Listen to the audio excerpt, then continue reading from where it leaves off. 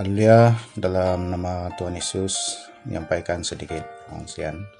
Pertama sekali saya ingin ucapkan salam sejahtera kepada semua rekan-rekan sekerja pendeta Deacon yang dikasihi di dalam Tuhan. Pada pagi ini saya akan mengungsikan suatu judul perkara yang bernilai dalam kehidupan. Biasanya manusia menganggap kekayaan, harta benda, usia, kedudukan, kenikmatan adalah yang ternilai bagi mereka. Dan jika seseorang memiliki semua itu, sudah pasti itu adalah yang bernilai bagi mereka. Nah, akan tetapi Alkitab memberitahu kepada kita perkara yang sangat bernilai dalam hidup manusia ini adalah seperti yang dikatakan oleh Tuhan Yesus dalam Injil Matius pasal 16 ayat 26. Sini berkata, "Apa gunanya seorang memperoleh seluruh dunia tetapi kehilangan nyawanya, dan apakah yang dapat diberikannya sebagai ganti nyawanya?" Baik, di sini apa yang kita dapat lihat ialah Tuhan Yesus memberitahu yang terpenting di sini adalah nyawa.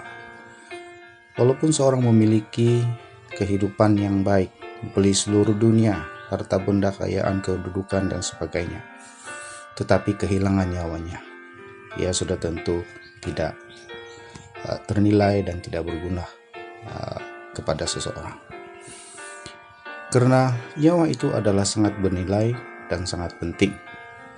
Maka karena dia sangat bernilai, maka kita harus tahu bahwa ciptaan Tuhan yang sangat bernilai di sini ialah nyawa itu sendiri. Seperti yang kita lihat di dalam Kejadian pasal 2 ayat 7. Di sini menyatakan bahwa ketika itulah Tuhan Allah membentuk manusia itu dari debu tanah dan menghembuskan nafas hidup ke dalam hidungnya. Demikianlah manusia itu menjadi makhluk yang hidup. Jadi di sini memberitahu kepada kita bahwa nyawa itu adalah sangat bernilai yang diberikan Tuhan dalam hidup manusia. Menghembuskan nafas ke dalam hidung sehingga kita menjadi makhluk yang hidup seperti hari ini.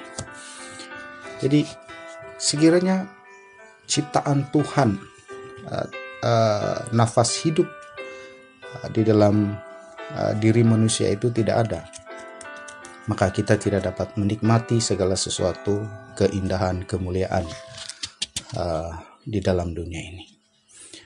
Akan tetapi ciptaan Tuhan yang baik itu telah hilang musnah karena dosa.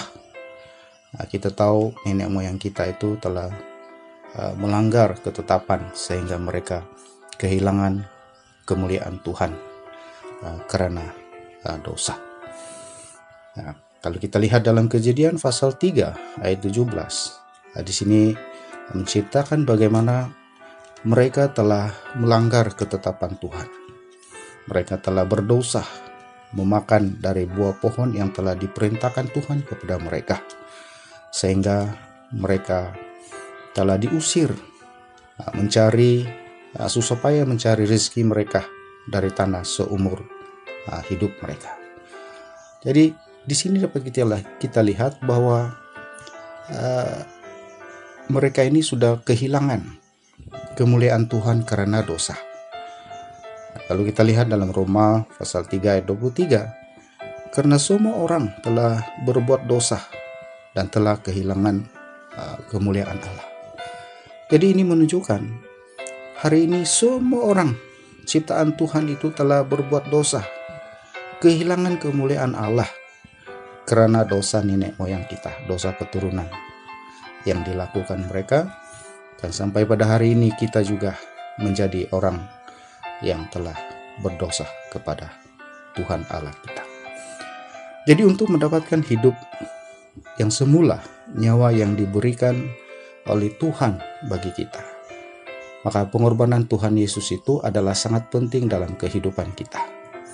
Dia mengorbankan dirinya bagi kita untuk memberikan hidup semula, nyawa yang bernilai di dalam kehidupan kita.